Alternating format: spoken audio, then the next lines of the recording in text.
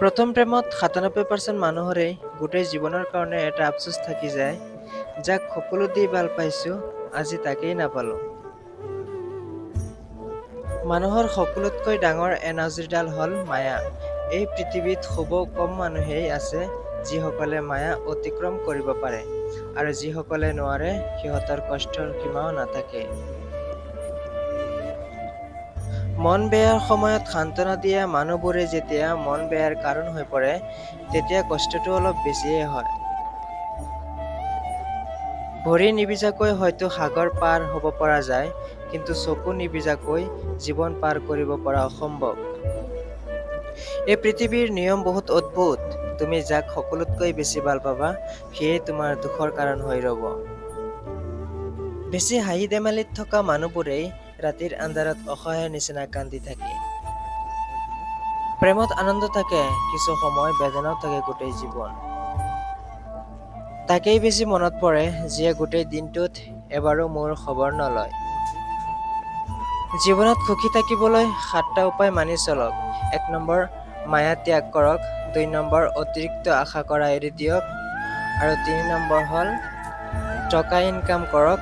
আৰু ৪ নম্বৰ, নিজক সময় দিয়ক। আৰু ৫ নম্বৰ, চিন্তা কৰা বাদ দি হাঁহি ধেমালিত থাকক। আৰু ৬ নম্বৰ, মিছা ভাল পোৱাৰ পাছে পাছে নদৌৰিব। ৭ নম্বৰ, যিয়েই নহওক কিয় নিজকে কওক, একো হোৱা নাই, চব ঠিক হৈ যাব।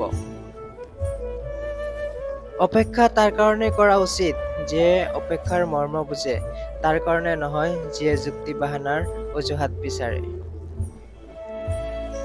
কেতিয়াও কাকো কথা কোৱাৰ কাৰণে বাৰে বাৰে অনুৰোধ কৰাৰ দৰকাৰ নাই, কাৰণ যাৰ কাষত তোমাৰ সঁচা মূল্য থাকিব, সি হেজাৰ ব্যস্ততাৰ মাজতো তোমাক সময় দিব। বিশ্বাস যেতিয়া ভাঙি যায়, তেতিয়া হেজাৰটাও সঁচা কথা মূল্যহীন হৈ যায়। সম্পৰ্ক যদি ভাৱনাৰ সৈতে মিহলি যায়, তেতিয়া সেইটো ভঙা মুস্কিল। আৰু সম্পৰ্ক যদি স্বাৰ্থৰ সৈতে মিহলি যায়, তেতিয়া সেইটো বজাই ৰখা মুস্কিল। জীৱনত যদি কাৰোবাক সঁচাকৈ ভাল পাই থাকা, তেনেহ'লে তাক হেৰাব নিদিবা। কাৰণ চকু পানী হয়তো মুচিব পাৰিবা, কিন্তু হৃদয়ৰ কন্দা কেতিয়াও ৰখাব নোৱাৰিবা।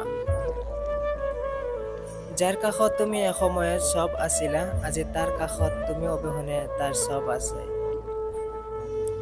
মাজে মাজে হৃদয়ত জুই লাগিলেও মিছা এটা হাঁহি ওঁঠত লৈ ক'ব লগা হয়, ভালেই আছো। মাজে মাজে মানুহৰ মন বেয়াৰ পিছফালে ইমান কাৰণ থাকে যে মানুহে নিজেই বুজিব নোৱাৰে কিহৰ কাৰণে ইমান বেছি কষ্ট পাই আছে। তুমি এৰি যোৱাৰ কাৰণে কষ্ট হোৱা নাই, ইমানখিনি পথ একেলগে খোজকাঢ়িও তোমাক চিনিব নোৱাৰিলো, সেইকাৰণে মোৰ কষ্ট হৈছে।